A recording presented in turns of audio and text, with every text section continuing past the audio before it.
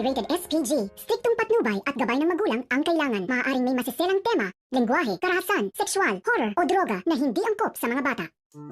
Iyak at sigaw na lamang ang nararamdaman ngayon ni Regina at nitong si Greg habang pinagmamasdan ang nasusunog nilang tahanan.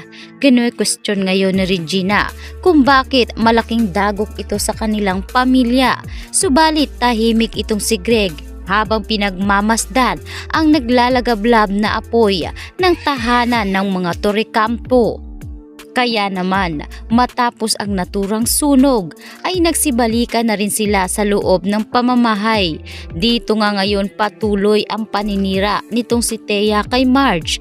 Sinabi kasi ni Thea dito kay Regina na baka itong si Marge ang may pakana ng naturang nangyari. Naniniwala umano si Thea na malaki talaga ang galit ni Marge sa pamilya Torrecampo, kaya ito naisipan ni Marge na sunugin ang naturang bahay. Wala namang kamalay-malay ngayon itong si Marge na siya na pala ang pinagbibintangan nitong si Thea at minamanipula na ni Thea ang utak nitong si Regina at Greg. Hindi naman agad pumayag itong si Greg na pagbintangan itong si Marge, lalo't kilalang kilala umano ni Greg ang pagkatao ni Marge. Ganun pa man ay sinabi nitong si Greg na siya mismo ang magtatanong kung totoo nga ba ang hinala ni Thea laban dito kay Marge.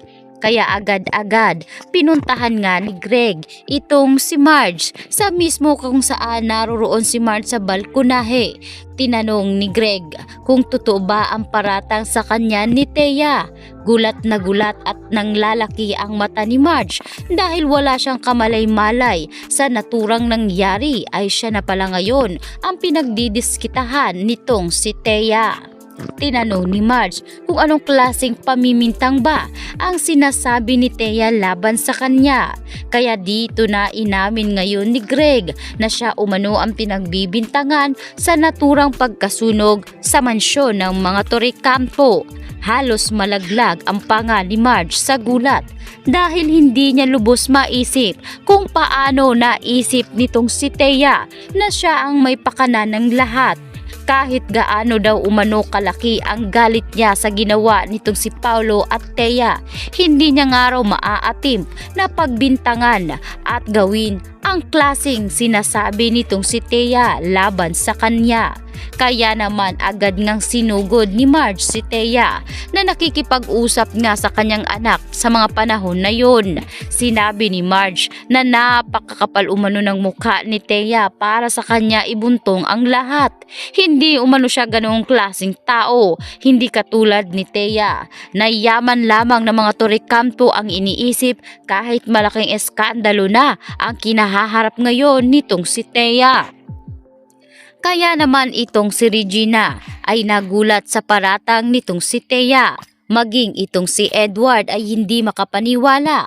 Kaya dito nga ngayon sinaway ni Edward ang kanyang asawa na wag nga raw itong mamimintang hanggat wala siyang matibay na ebidensyang magpapatunay sa kanyang pamimintang dito kay Marge.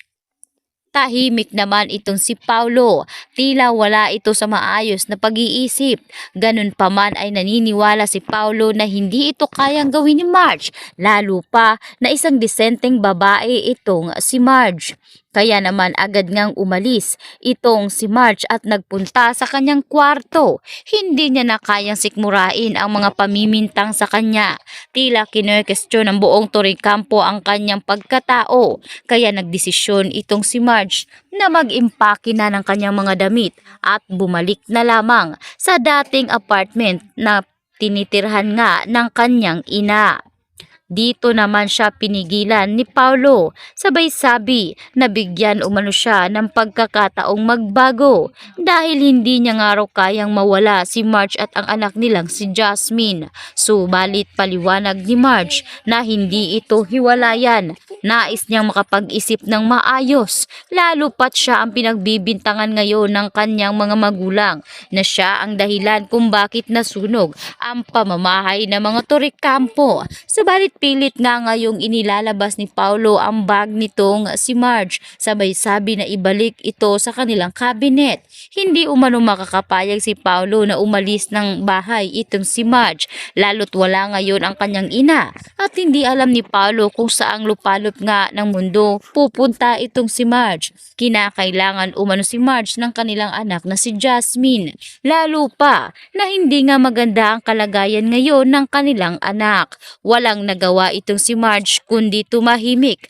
at sundin na lamang ang pakiusap nitong si Paulo na bantayan itong si Jasmine.